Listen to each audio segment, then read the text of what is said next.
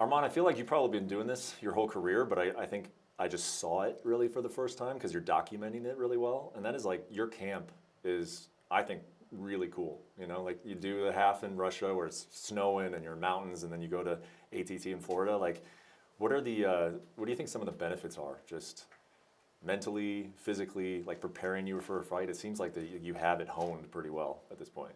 Yeah, when I'm at home, I feel better. I'm like everybody can come to see me like during the weekend. And like time is like goes faster, and I don't know why I can push myself more there. Maybe I eat my food, homemade food, or I don't know, and that's why I train there in the highest mountain in the Europe. So it gives me a lot of benefits too. And then when I came here, I was already on shape, and I just started do a lot of sparring, wrestling, and yeah, so my camp was super good. So it's like the Russia part is kind of getting your body physically ready to go, and then it's like Florida, you're fine tuning like skills and really kind of specific stuff. Is that like it is? Yeah, here is more like MMA style stuff. We train like jiu-jitsu striking, but like in Russia, we did a lot of like strength conditional work. Like running, hiking, and all that stuff. And then when I came here, I was in shape. So like I split it.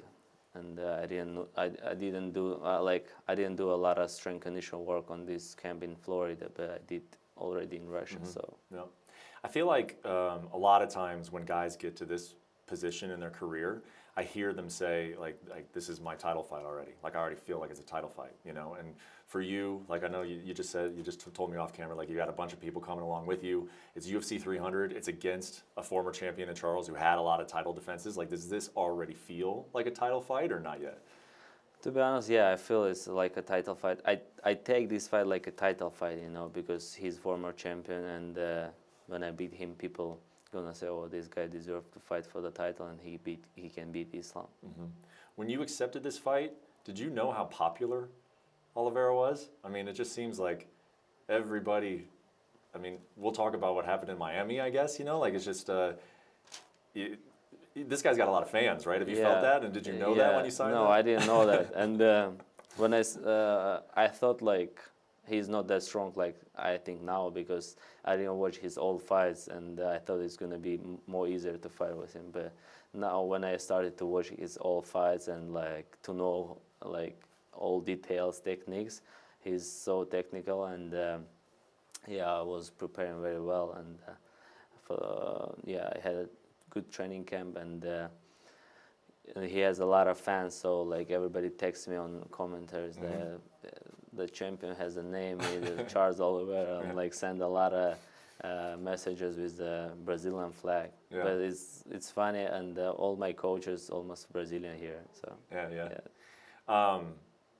that's a very new experience for you. I mean, you're a nice, respectful guy. You haven't really had like beef necessarily, with your opponents. Like, how has that been with just this flood of like, you're gonna lose? How's that been? Yeah, it's okay. I know it's a part of game, and I'm just calm and confident, and I know what I gotta do, and I want to show everybody I'm in different levels. So this Saturday. And what I meant by, we'll talk about Miami, it was just the booze. It was just like people coming up and like literally telling you to your face. Like, were you surprised by that? Yeah, was that just a little like weird? I was surprised because I didn't think like a lot of like people gonna like boo me, and maybe because Pereira was there, his fans and Oliveira fans, it's almost same guys, that's why. And but it was in LA. Like a lot of Armenian and Russian people can come, and I think it's gonna be like completely different. When you said that you started watching some of his old fights, and you're like, "Oh, this guy's more technical than I thought." So, what fights were you referring to? Like, which of his fights had you seen, and then which ones did you go watch, and you're like, "Oh, this guy's maybe better than I thought." No, I mean like when you know someone, you just watch his like short videos or like one fight, two fights, But like when you watch, I'm gonna fight with this guy, you see all his like skills. You like just watching like one fight maybe like 20 times, because you gotta like to know what he's doing there, and after that you can like get something new, and like at the end of that I understood like this guy is dangerous everywhere, you know, and like he knocks out people, he can choke people, and yeah, but I'm ready for everything.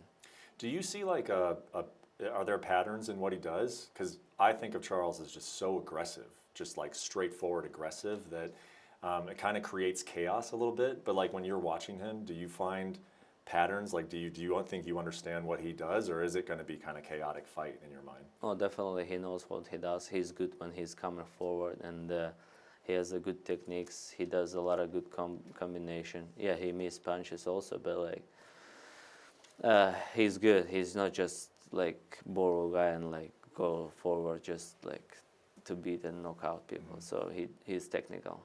When he's been knocked down in his fights, and then he comes back and wins, do you give like some weight to that? Like this is a guy who does not go away. Like is that something you actually factor in, or is that just like, hey, you know, he got knocked down and he happened to get up? Like, or do you look at that as like a skill of like this guy is not going to go away? How do you kind of view his comebacks?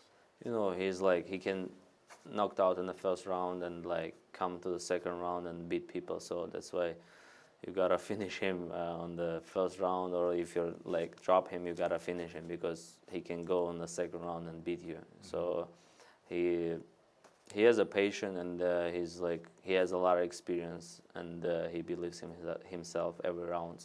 But like some people, if they lost first round and second round, they are already like broken, you know, and they started losing. But this guy is completely different. He can lose first round, second round, but the round he go and like everybody think he's done on the second round, but he goes and like knocked out people. Do you think this is the kind of fight that you can get a lot of fans, whether it's even just his fans or just like, I mean, it's UFC 300, right? Are you looking at this as an opportunity to like not just get a win and continue your career, but this could like, you know, really blow up your stock? Do you look at it that way? Yeah, definitely.